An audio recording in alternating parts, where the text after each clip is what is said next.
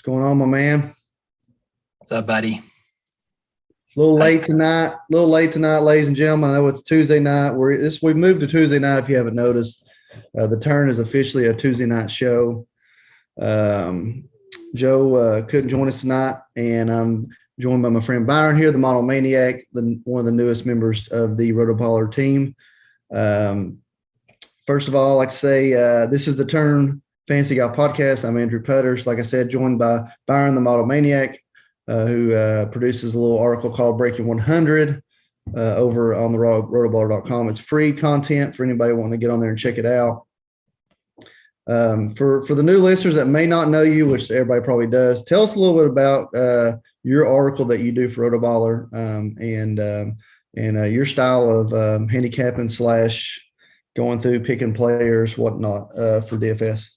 Sure, yeah. The article, I try and introduce it as it's going to help you maintain relationships with your wives or husbands because it keeps you in a realm of betting that is safe. It's $100 that we're using to put all our bets together, and you can spread that $100 into whatever amount you want to bet normally.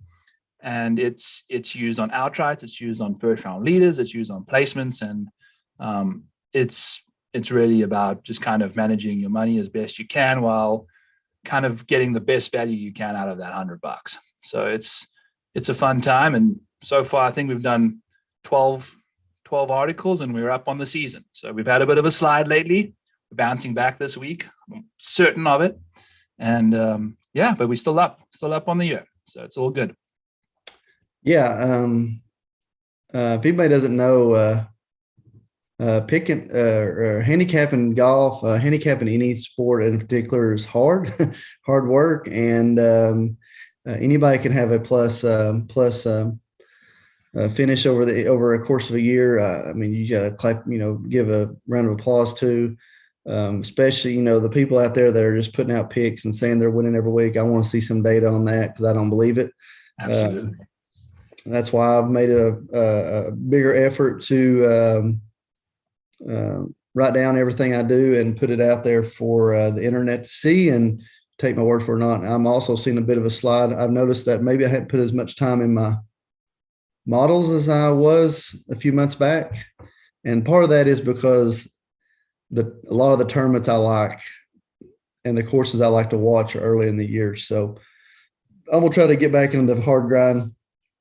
Last week was pretty incredible though, Byron. What was your thoughts from the PGA Championship? JT winning his second major, both of them being PGA Championship. What was your thoughts on that? I was proud of him. I was happy that he got it. I thought that he did enough to win it in the playoff. I do think that a lot of dominoes had to fall right for Justin Thomas to win this thing. When I was doing my podcast earlier, I was running through Mito and just thinking about how he ended that round, with that missed putt on the 17th for birdie, which would have made it a 2-shot lead going into the final hole, which might have changed things for him. Willie Z, he had to hold some clutch putts down the stretch, and then he couldn't kind of wrap it up in the playoff. But, JT deserves it. I think, he got a little lucky, definitely. But I think to win, you have to. And I was proud of him. So, he took care of business in that playoff, man. Did he play some good golf? So yeah, I mean, you think, okay, Mito, yeah, it is what it is, right? I mean, hate it for the guy. He's still a very young golfer, very talented golfer. He's going to be in major championships in the future. I feel he's probably a top 5 bogey avoidance golfer.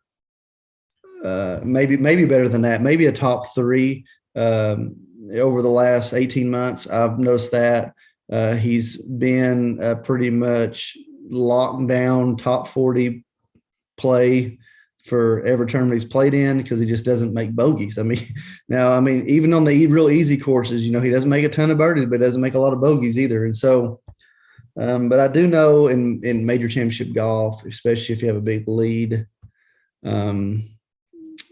once there's a little bit of chink in the armor, it's hard to sure that up. And I got a little taste of that this weekend. I played in a golf tournament. It's my first full stroke play round of the since August of last year. I've played in a few scrambles, so I'm not saying it's my only time I've played golf, but played in 4 scrambles probably since then. But my first stroke play round of the year was Friday in the little noon game at the club. Now this is a golf course I grew up on, so But played in the open division because of that, because we have a few college players and some pretty good mid-ams in the area. They obviously toughen up the golf course. I mean, it's only 6,100 yards. The greens are very tiny, bent Poana greens. They made it very difficult. I mean, a few years back, we had a bunch of SEC Division I players, so at 12 or 14 under for 2 rounds. So they've started firming up the course where you can't hold a shot, and that brings the scores way down. So like 1 under won it last year, 3 under won it this year. So I shot 72 in the first round with 4 3 putts, 2 over par. I've got it. I'm just strategically playing this golf course. Get it close to the green and make a par. Get it close to the green and make a par. That's what I did the whole first round. Come out in the second round, par the first 5 holes, had about a 5-shot lead, and bogeyed drove it about 30 yards off a green to a back pin where I just had to chip it on the green. All these greens are small and raised. So I said, just chip it on the green, just chip it on the green, just chip it on the green. And I hit it just short of the green, and it rolled about 4 feet on. 3-putted bogey the next hole, which is pretty normal, number 7. And we get to what we call the triangle at the Beaverbrook, triangle of death. The 8th hole, it's about a 4-iron off the tee and about a sand wedge into the green. Side hill to an uphill green, brick hard, super fast. Yeah, and hit it a little thin and hit on the backside of the green, went out of bounds. Yeah, from 105 yards, and then hit the next one on the green. And this green's pretty difficult, and ended up 4-putting the hole, making 8. So I went from a 4-shot lead to had a 4-shot lead that shrunk to dead even, and then double number 10, and I think I played even par out. Lost shot. Bogeyed the last hole. Things get quick, Butters. Things get quick, man. Yeah. I you know what? I was out there. I was like, slow down. I mean, of course, we play around the golf at our club at like 3 hours, right? And this round takes like 4.5 because it's tournament golf, right? But it's still in my brain. I was like, you still need to slow down. You're rushing everything, Yeah. And I don't know. I learned a lot about a few things because I haven't been in that state of mind / pressure in a while, and you kind of learn that.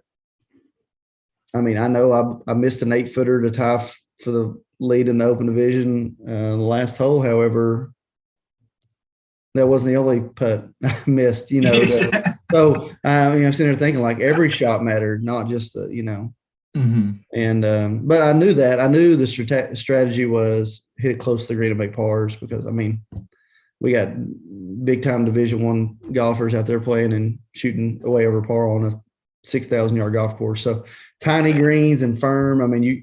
There was number 12 is a shorter hole. I had 123 in. I tried to hit it 110 yards with a full gap wedge or like a full sand wedge, and it flew 111, and I had, it was 12 foot past the hole. Just boing, boing, and then stop, that's how it was this weekend. And everybody knew it. Very difficult conditions, and, didn't give you anything on any pin position. You couldn't go at any pin. So anyway, that's my story. Shot 72, 79, lost the open division by 1 shot. That's okay. Got another tournament coming up in a few weeks, Knox County Amateur. I will play in the open division that as well, on a golf course that's right down the street from my house as well, public course that they used to play nationwide event back in the day. So that'll be fun too. There'll be probably 20 Division I golfers in that, so it'll be fun. It'll be a fun tournament to watch. So regardless, so anyway, stay tuned to the Twitter. Joe came out and ate breakfast and saw how difficult it was and just went home. He just didn't want to watch anymore. He went home and sweated down the PGA.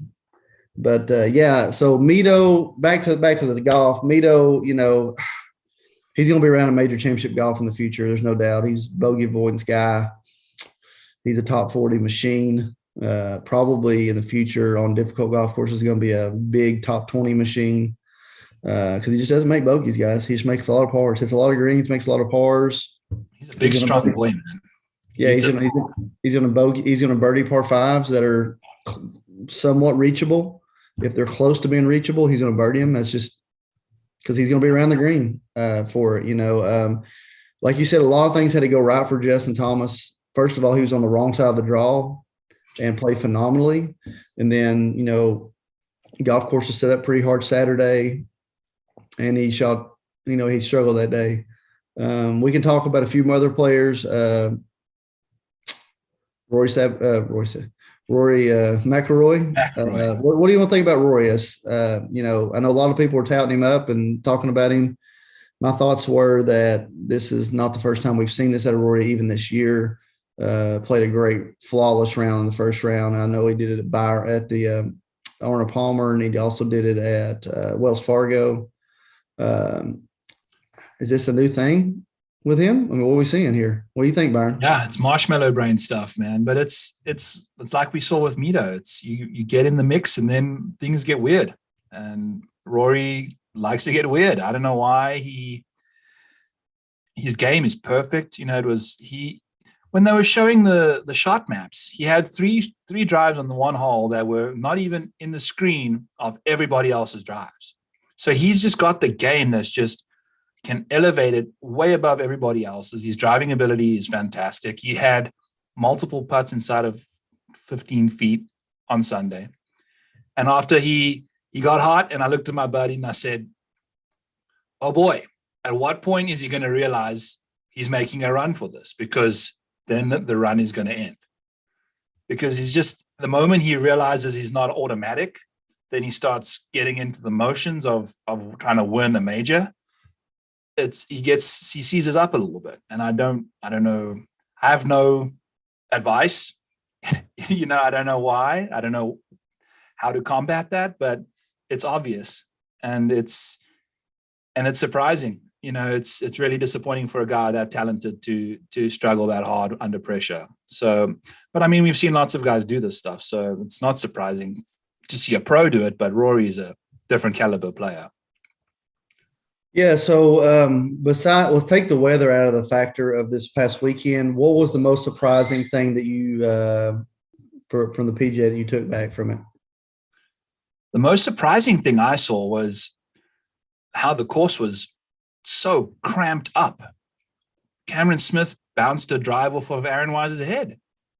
So, it was just incredible how all of that went down. And I was fascinated at how they used the area to the maximum. They had tee boxes pretty much on greens basically. And the way the wind impacted that golf course was incredible. That wind just turned up a few miles extra and it just turned into a completely different beast. So, that to me, how the weather just ramped up the difficulty of the golf course is probably what gave me the most enjoyment out of the whole viewing experience. Yeah. I was surprised by Scheffler, honestly. I was all over him. I wouldn't say I was all over him last week, but I was just like, until somebody dethrones him, he's the king. That's kind of was my sentiment. And very surprised his struggles. Also was not surprised how good the golf course was. I know I said take the wind out of it, but I hated that half the field had no chance basically in this tournament before we ever teed off. That was pretty lame. Because this could have been one of the best major. I mean, it still was a great major championship. Don't get me wrong. This golf course, though, is awesome. It's a big course. And how good would this golf course be? I'm fine with the runoffs. Leave the runoffs as is. How phenomenal would this place be if it had rough beside the fairways? Like if you miss the fairway with the drive, you're actually in rough. I mean, over par would have won this thing. I think. Yeah. So kind of wish that was a factor. But I mean, the golf course I called my brother Wednesday. I said, you need to watch some this weekend. This is a real golf course. This is like legit good. What do you think of the pairing people with John Rahm? Do you think he's so like? I think that definitely played a part in how Scotty played. I think Rahm is just such a negative, overbearing. Everything is wrong. He's always blaming the wind or a bounce or something. I think that definitely played a part. It shouldn't affect Scotty, but I think that was like the tipping point where if Scotty had one little bit of bounce back in him, I think Rahm just peed all over it and just didn't let him get back. I don't know. I just feel like Scotty would have played better if he had a different pairing. And because I had Scotty in like 40% of my goddamn lineup. So I was really disappointed when he missed the cut. And he was set up to play so well around here. And then he looked rattled, didn't look comfortable. He looked like he wasn't comfortable. He wasn't confident. He wasn't under control like he usually is. So I don't know if Rahm had anything to do with it, but I definitely felt that it was frustrating for him. Yeah. Never really thought about that. I am a little bit I kind of wish they would kind of just go with random pairings in the first 2 days. I know they do it for TV purposes, but you don't have to do that for major championships. Every pairing is going to be big, right? People are going to be watching regardless who's playing with each other. I know throughout the week, you might only have a dozen draws for the week, as far as players that people are going to tune in to watch. But I don't like that DJ, JT, and Rahm are going to be playing together in 2 weeks together on Memorial or something, the first round. And it's going to be Finau, Fowler, and it's the same. You're seeing the same 12 guys every week if they play. And not a fan of that. Huge advantages for some, huge disadvantages for some. Doesn't allow some players to skirt by, possibly. And that's the disadvantage part. Like we had Jordan, Rory, Tiger, right? Yeah. Easily the top 3 needle movers on TV. Easily the top 3. And it could have been a lot better if those 3 guys were in 3 different groups for the tournament, I think. I mean, the publicity, those are it's Tiger number 1, Jordan number 2, Rory number 3. And pretty easily, I think that's the ranking of the people that move the crowd. And they could have. But I just don't like it. That's all I can say. That's all. I don't know how to put it into words other than I don't like it, and it's bad. I think it's bad personally for the viewership. I think I agree. I can see why they do it, and also I agree with you that it's frustrating that the same people always like that, though. We wait more into golf that we want to see all the players, whereas my dad, call it not necessarily my dad, but a dad, would just want to just sit on his couch, grab a bag of chips, and then watch the guys that he likes. So I can understand why, but it is frustrating for people that want to see a lot more golf. Okay, I think we're beating a dead horse now. We talked about PJ. We talked about my demise this past weekend. Need a moment. Yeah, my demise this past weekend. Talked about our late start tonight. Let's get right into this week. How about that? Let's do it, bud. Colonial National Invitational, the original tournament name. This is now the Charles Schwab Challenge. It's in Fort Worth, Texas. This tournament's been around since 1946, guys. Very, very historic golf tournament. Played at the Colonial, home of Mr. Ben Hogan, Colonial Country Club. I mean, this is pretty much the cat's meow when we were talking golf courses, historic golf courses. Par 70, 7209. We've got A4 bent grass, which I don't know what that is, but whatever. Bermuda tees, fairways, and rough, 3-inch rough, which that's going to be a factor. We're already getting some humidity this time of year down in Texas. It's going to be pretty thick. Not as thick as it will be maybe in a month or so, but it's still thick. Designed by Perry Maxwell and some other guy. And Perry Maxwell's a pretty important guy in the golf world. So this is just,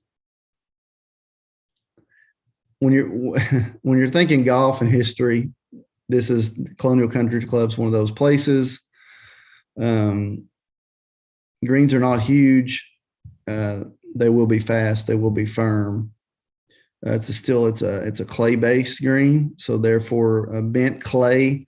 They're either one of two things. They are very, very soft and receptive, or they are brick hard, depending on how they want the golf course to play. That's how that's going to be. As far as historical winnings here, you're going to see anywhere from 10 under to 18 under, probably mid-teens is where you're going to see this tournament won. Seems to be, over the years, very, very, very good proximity weeks, or guys that have a great proximity week are the ones that win this tournament. And if I just look down at the last, say, 15 years of winners, you got a Kokrak, Berger, and I'm not going to name them all, but Justin Rose, Chris Kirk, Adam Scott, Boo Weekley, and you go back as far as 2011, David Toms. Those were great proximity players historically. And what I like to look is not only the winners, because usually the winner obviously hits it pretty good and probably is a top 5 putter for the week, every winner. But if you look like the top 5s every year in, year out, you're going to see what story that tournament told. And, you look at the second place finish, you got a Morikawa, you got Sean O'Hare over the years, John Rahm, Jordan Spieth's been up there. And this is obviously one of Jordan Spieth's favorite courses. So he's going to be a very important player this week. It's always good irons play, decent driving play matters, and around the green is important. So this is a top 5 golf course for me to watch on TV. Of course, if you know me, I like the Sony Open and I like the RBC and Hilton Head, and this golf course is just like it. So very similar yardage, very similar range to par winner. So this is the kind of golf tournament I like to watch. I'm going to be watching a lot if I can help it. And so do you want to say anything about Colonial before we get right into the slate, Byron? I think you've knocked it out the park. I think it brings everyone that's playing this course is in the hunt. You get to places like Bay Hill and things like that where it gets a lot of control. A lot of people can't contend at those longer golf courses that are pretty tough like that. But when it comes to this course, I think everyone's in the hunt, especially if you can keep it in the fairway. And I think you got it dialed. Some definite guys that I think are going to play well together. Okay, so let's get right into it then. Let's get around the slate. Let's not rush this, but speed through this. We've already been on here 30 minutes and not said a word about Colonial yet. So let's get right into it. Scotty Scheffler, JT, Morikawa, Spieth, Zalatoris, Hovland. That's 10K and above. Give me a couple guys you're looking at here and tell me why. I love JT. I think, we just mentioned how this guy's just going to be coming in. The fact that he's playing the week after he just won this PGA, I think he's looking to capitalize on this stuff. Hasn't won in over a year until last week, and now it's time for him to go. I think he's going to try and pull off a run like Scotty Scheffler, just keep hammering at that top of the leaderboard and hopefully try and win this one again this week. I think he's going to do it that way, and Scotty Scheffler is another guy that I think is going to be very low owned in this range, which is going to be important because we've got 120 guys in this field. So these ownership numbers are going to get big. I'm looking at Jordan Spieth, and I think the 2 websites I've used have got him at 30%. So I don't know if I want to play too much of Jordan, especially with his putter the way it is right now. But JT and Scotty are the 2 guys I'm kind of leaning towards up top. Yeah. Yeah. Scotty, like you said, didn't feel comfortable. That has me a little bit concerned last week. I understand the JT move, probably fired up. I wonder how has his finishes been after wins. I heard someone say that he won an event after a major at one point. I think he won the one after the PGA. There you go. Morikawa, Spieth, Zalatoris, Hovland. Spieth could not buy a putt last week. He had all kinds of problems putting. This year. Yeah, this year, true, yeah. Maybe this, he was really, really struggling back COVID time period, and he come here, and man, lit this place up in the first 3 rounds and like literally walks off like the 60th hole of the tournament. Like, this guy can't lose. And then all of a sudden, barely finishes top 10. He's going to play well this week. We know. I mean, he's going to be in the hunt of some sort. Zalatoris is interesting to me. Hovland. I like Morikawa here, just to be frank. I know the wind, could be an issue if it gets windy, but you got to think this golf tournament looks perfect for him. I thought the RBC this year was going to be perfect for him coming off of his final round at Augusta. Without using data yet or my model yet to speak of, I don't want to speak on that much for this episode, but I want to say Morikawa right off the cuff. I like. I'm trying to pull up something real quick. Yeah. He ranks about where I like to see him. He's probably him or Jordan is my 1-2, honestly. And Jordan's going to be so highly. We have to think Jordan's going to take a ton of ownership in the 10K range, right? I mean, a ton. Yeah, he's looking at 30 right now. Yeah. I can see it getting wild. I could see you definitely in like the some of the higher price stuff or the single entry stuff. He's gonna probably be like 40-some%. Like I said, like 42%, 43%. I could see easily. So that's why I kind of like Morikawa. He's my 1B move there. So that's why I would say him over all the rest of the guys up there, mainly because he has had some success here already in his couple years he's played. Second place in the tie for 14th. But not only that, you're going to save a little bit of money over JT Scheffler. That's it. There's no other reason. I wonder, Zalatoris has been putting great since Sawgrass, and I wonder if that can hold up. I don't know. Or is it just where he is putting his proximity numbers? Because if his proximity goes down, his putting is going to go up because he's going to the strokes gained against the field changes. If he hits a 3-foot every hole, he's obviously going to be 0 strokes gained because he's going to 1-putt, right? Yeah. So if he knocks it 30 feet, that means his proximity is going down. His strokes gained actually is going to go up because he's probably just going to 2-putt. Anyway, that's stupid math talking, but I think one of the reasons his putting has went up is that his strokes gained approach has actually – or strokes gained ball striking has actually been on the decline over the last 6 months. So that's why I think his strokes putting has actually went on the incline. Not saying that he hasn't putted better because he has, but I think it's a little bit of tomfoolery going around those strokes gained numbers if you really know what they mean. Absolutely, dude. And I looked into his putting stuff at the PGA. And if you take every tournament he's played in 2021 and 2022, he gains strokes on Thursday and Friday, and then the moment you get onto a Saturday, Sunday, he loses on the weekend. And that's many, many rounds. It's not just looking at a select few. And then this weekend, he gained Thursday, Friday, and then Saturday, Sunday, he landed up losing again. So it's like clockwork. The moment he gets antsy, the putter kind of slows down, and that's how it goes. So that's his blueprint. I like it. I like a predictable answer to a question. I like that. Another interesting thing to talk about, you might want to look at, you might want to write down, Victor Hovland's ownership is most likely going to be pretty low in this range. So I like him too. 9K range is actually pretty small this week. Berger, Finau, Sanjay, Answer, Homa, Sam Burns. Haven't seen a lot of Sanjay because of alleged illness. But no, haven't seen a lot of him here as of recent. I really don't know where to go here in the 9K range. Homer's been crushing it, man.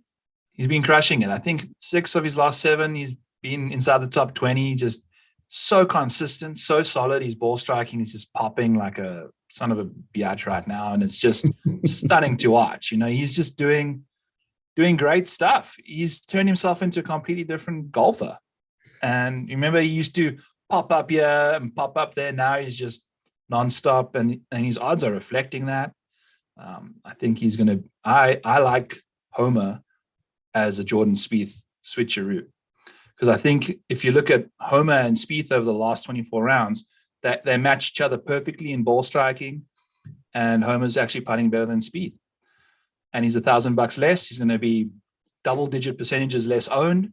So I like Max as a switch. I like it. One thing I do like about Homer is that he has obviously been playing great. He's really making putts for the first time in his career. That's been probably the main thing. His chipping has gotten significantly better around the green. And he's just riding this hot hand. I saw today where he just committed to Memorial. So he's playing the hot hand. Memorial. That sounds like a Max Homa place there, big iron play. I do like Max Homa's game.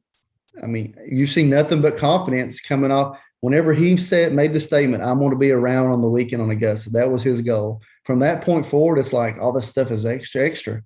So there's no pressure, So I don't hate it. Yeah. And he's feeling himself after his first top 20 major appearance. So he's feeling it right now. Yeah, Answer kind of, went away there a little bit on Sunday. Just, we didn't see much, honestly. It was crazy. He was there, and then you never really heard his name. Sunday, we don't really know what's going on. I mean, I feel like Finau and Berger, it's going to be able to show me what you've done lately until we're ready to talk about them again. Finau maybe seems to be uptrending a little bit, but not consistent. Berger's garbage. That's all I can say. Yeah. I mean, I had him graded out pretty high last week, and he sucked. That's all I can say. What did she, 82 on the second round or something like that? Or I don't know, man. I think he was 13 over par or something to finish the tournament, which is disgusting. It has to be injury. You can't play that bad. You're a professional golfer, dude. Can't play that. He has to be injured because he's a grinder. He has to be. He's a grinder. Yeah. Moving on the 8K range, interesting player group here. Taylor Gooch, Fleetwood, Simpson, Mito, Billy Horschel, Davis Riley, a couple guys that are out, so we're going to bring those up. Kokrak, nah. That's your $8,000 and above. I don't know that you can go wrong picking anybody here. We just got to figure out who's going to do what here this week, who's going to be hot and who's not. I think Kokrak actually and Simpson have been the least consistent out of this 8K range, which is crazy to say. It wasn't 18 months ago we were talking about Simpson being a top 5 player in the world. Now we're saying he's, I don't know where he's at. I could see Mito on a bounce back here. This golf course doesn't make a lot of bogeys. Probably going to shoot about 800 this week, finish about 17th place. That's where I've got him pegged. Probably true. I like everybody in this range. I like everybody. Yeah. The only thing that might scare me is the Kevin Na withdrawal. Other than that, I like this range a lot, actually. Fleetwood played decent last week. Horschel, he didn't play great on the weekend. He played pretty terrible, but made the cut after an abysmal first round. Davis Riley's a stud, future stud in this game, future top 10 player. Who do you like here? I like Billy and Davis. If I were to pick, I totally agree with you. I've got all these guys pretty much in that same bucket. They all looking the same, same way to me. But I think Billy's got the most sour taste in people's mouths after making the cut and then just pooping the bed. So I think this course suits him a lot better as well. He's going to be just fine keeping himself in the fairways, and his irons are cooking. Him and both Davis Riley. Davis Riley's gained on approach the last 2 tournaments now. He hasn't done that in his time on tour. So he might have found something since the Byron Nelson. And if he can get that together, I think those two they have potential to take a peek at the top of the leaderboard come Sunday. He's probably my favorite player, honestly, in this range. He plays these golf courses so well. Billy? Yeah. Yeah. Billy. Yeah, he is. I'm not going to say that he's always in them, but he seems to be these style of golf courses. He seems to be just pop in the top 10. This is kind of what keeps him in the 125 every year. These 5 or 6 tournaments, he seems to. I mean, these are his. I'm not going to say they're his majors, but he just plays them well. He just plays them so. He's so efficient with his irons. He's a par 4 scoring guy. That's it. I mean, that's all there is to it. This is perfect for him. So I like Billy the best. And like you said, sour taste might hurt his ownership. So I like it. I like it a lot. 7K range, which we call the dart or the value range. 7K range. Too many players to pick from. A lot to like and a lot to hate.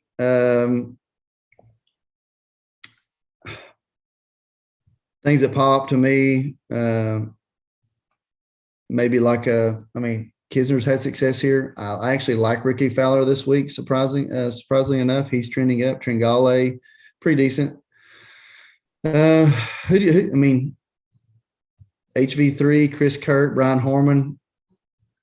I like those 3 guys. Chris Kirk's ownership is probably going to be out of sight, so might want to stay away from him this week. And Brian Harmon's looking like he's way up there. He's going to be one of the highest owned guys in the field. So I would. HV3, he's probably a good sleeper here in this range. We talk about Tom Hoagie a lot. Probably going to stay away from this week. Loses a little bit of his advantage with the long driver. So I hate to say it. Ricky Fowler, HV3, maybe even EVR. Yes. He did that so well for me last week and just crapped the bed on Sun. He crapped the bed this week. He was another one that graded out so high. I was really looking for like the very good ball. I did not pay enough attention. And, obviously weather and grit, we can never figure it into a model, right? No. But we can eliminate with weather. And I just did not factor in the weather, even though I knew what they were saying.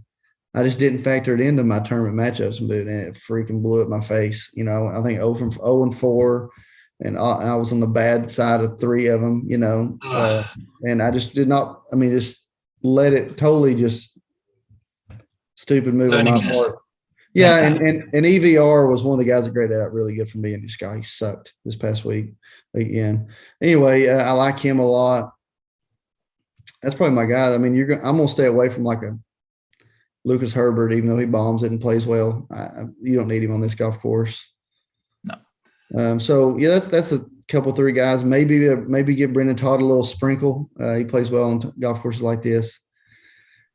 But 7K range, surprisingly enough, to me, is weak as it's been in the last month. The 7K range is usually popping, and it's not this week for me. So where are you at in here? Do you see anybody you like? Are you going to jump on Kisner? I feel like he's kind of been a forgotten player over the last month. Played pretty bad in the last month, honestly. So, yeah, he hasn't been putting well lately, and he's not. I've got him as the 4th best putter in my model, and he's actually 65th on bent over the last 50 rounds. So he doesn't do too hard on bent lately, but that can change in a single tournament. So if you like him, go for it.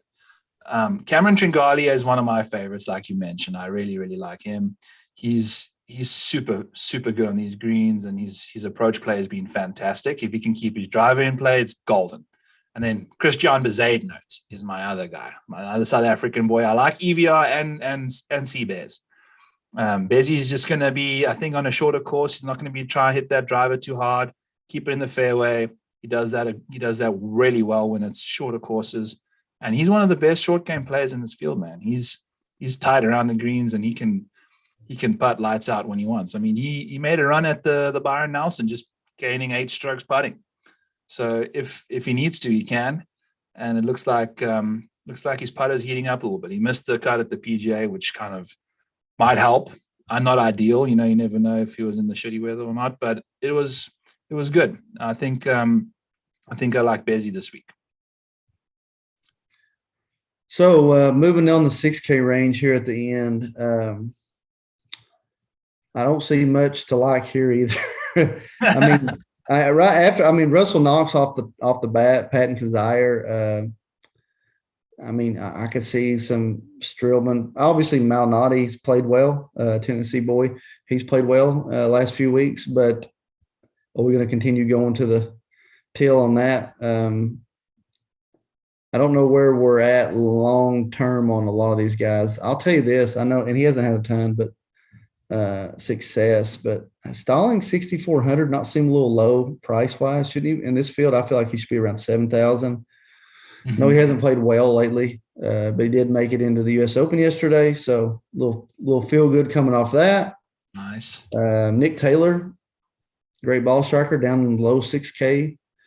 I mean, Zach Johnson, we have to think he's probably going to make the cut down the low 6K range. I don't see a ton to love down here in the 6Ks overall, especially if you get past 6,800. So I would say stay up top. Doug Gim, Peter Malnati, Patton Kazire, Russell Knox, 6K range. That's all I'm going to throw out there. Maybe a little Adam Long, maybe possibly a little Pat Perez. And I'm interested to see us Minwoo Lee. I watched a lot of him at Augusta because we could watch everybody, and I never really seen him play. And very surprising. Surprised a ton. I mean, how he played, his overall game, his irons, his short game, everything. I'm interested to see a little bit of him this week. Not promoting him at all, but I just want to see what we're working with. But Malnati, maybe a little. I'll even throw a little McCarthy in there, and I'm just throwing out names until I will finalize my model work. So love Doug Gim though. Top 20 Doug Gim this week. I'm gonna throw that out there. Top 20 Doug Gim, probably a pretty good number on that. Who do you like in the 6K range? I got Dougie Gim at a top 40 for plus 170 in my article, and I like him as a DFS player as well. And then I like Brian Stewart as well. He's so accurate. So this course suits his game really well. And he's made the cut 6 straight years here. So he likes his course.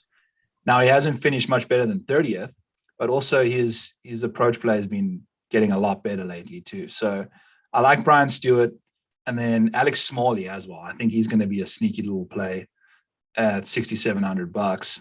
He's been hitting his irons. They've been getting better every week. So he's going to be popping up, I think. And then Lucas Glover. I think Lucas he really likes this golf course too. He's played well here before, and he's that ball striker that just can't putt, so he's gonna make the cut for you and frustrate you when he's missing 7-footers for birdie, but he'll be making those pars all the time, and that's all we're looking for. So okay, so where you at on your dart play for the week? Who you throwing a dart at, and who's your long shot? My dart for the week is going. What's the price range? Are we like?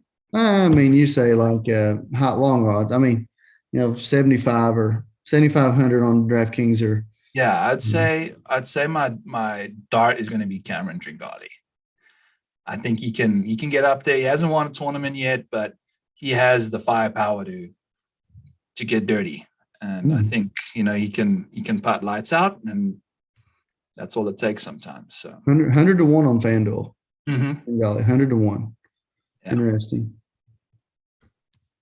I've got him, top 20 for plus 320 on FanDuel. Yeah. So, Doug Gim, 180 to 1 on DraftKings. Wow. I think my dart play of the week is going to have to be. I'm sliding way down in here. Dart play of the week. I mean, I want to. I'd already brought up that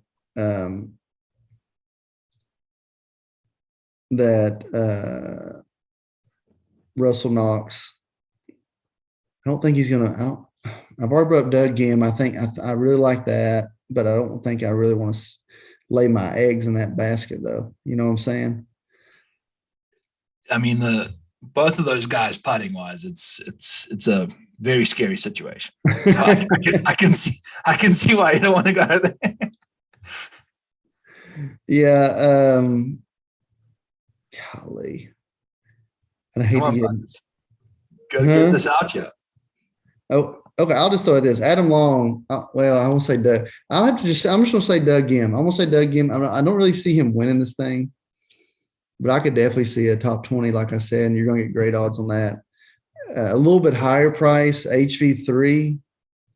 I love a top 20 sweat on him, maybe.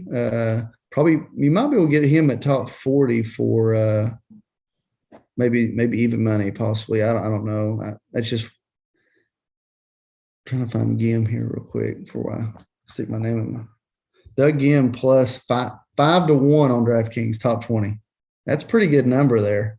That's a real good number. The model I'm working on has him at 30 to 1 or 3 to 1, 3 to 1, and you're getting 5 to 1. That's it. That's pretty good. So I'm gonna throw that out. Doug Gim 5 to 1 on top 20 on DraftKings. I love that. Where's your heart at this week? Who's gonna win this tournament, Byron? Abe Answer. I think Abe Answer is going to win this thing. Abe Answer. Yeah, it was between him and Kevin Na, and I just think Abe's just got that X factor. I think he won recently, but also Kevin. You know what? I'm changing my mind. It's Kevin Na. Kevin Na is going to win it this week. Kevin Na. 1 year before, he wins once a year. I think this is his week. I don't hate it. I don't hate it at all. Kevin's like 50 to 1. Yeah. So, but I really like him. He's been hitting his irons really, really nicely. So I like me some Kevin. Although, I can't say I'm a fan of the man, but I'm a definite fan of the player. So what is it that you're not a fan of the man? Leaving his girlfriend at the altar, or telling other vets how to put out, or what? I mean, just list them, huh? So it's gonna. Okay, I'll say this for me. My heart play, Jordan Spieth is going to be hard to pull against if he's up there. He's fun to watch win. You're not going to get really good odds on anybody. You're not going to get good odds on JT, Scheffler, Spieth, Morikawa. It's just not going to happen. You're not going to get anywhere close to the value that they should be. So with that being said, from a financial situation, I think your best move is going to be a Sungjae Im or a Chris Kirk, possibly, where you can get a good number on them. I've seen Chris Kirk as much as 52 to 1. Yeah. You can get Sungjae right now at 35 to 1. That's a pretty good number. I don't hate him this week. We just don't know what he's going to do. So I'm going to stick with the financial decision here. Sungjae Im 35 to 1. That's a great number on him. All things being equal, the model currently I've got him at about 23 to 1. So I love 35 to 1. We don't know if he's sick though. We have no idea what's going on. Is he even in the country? Who knows? So it's true, very true. Other than that, I would love to see HV3 win. You can find him as high as 55. I'm seeing here, FanDuel maybe 55 to win 1. Yeah, love to see that happen. I lost 10 units betting on HV3 last year. 10 just on him for the year. For the year, I bet on him. The model loved him every freaking tournament, and just. But he's a different guy this year, so he's changed up a little bit. But when he gets in that mix, man, things get weird. Things get really weird for HV3. So isn't it weird that like his proximity numbers will be like top 5 one week, and then it's like 100th the next week, and then his around the green number is like 3rd one week, and then it's 75th. That's what's so weird about his game. Yeah, very frustrating. Man, I'm looking at some. I haven't really looked at the overall numbers yet until just now, and I mean, Homo's got garbage numbers. Finau still got garbage numbers. I mean, geez Louise. Yeah. And you know what I thought is I was going to just pepper that mid-range with all these guys in the 50s and 60s, thinking that, okay, JT, Colin, maybe Zalatoris pull out, those are the boys at the top. They chewing up a bunch of win ownership. Nope. All of them. I mean, nobody has withdrawn this week. It's crazy. Yeah. They all just teeing it up. So my whole theory is just blown out the water now. So it's now I've just got all these middle guys have to go up against these big dogs, which I did not expect to happen. But it is what it is. It's the bed we made. We ride with it. We've got a great field, great golf course. Can't wait to watch this weekend. Byron, thank you so much coming on. If you like what you heard, go ahead and hit the like button, subscribe. Give us a shout out on Twitter. The Model Maniac, the Andrew Putters. Joe Nicely also is usually on the show. If you're interested in looking at the PJ Premium package at rotoballer.com, get on there, hit the promo code TURN when signing up.